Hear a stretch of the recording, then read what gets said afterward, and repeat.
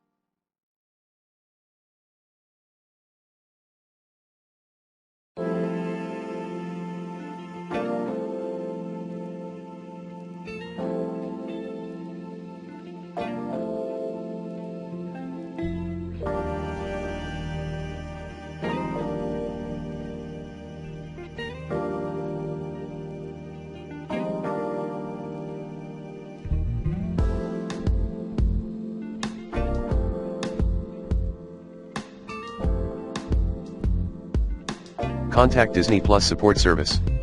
3. For Roku users, contact their support team for more help in the meantime.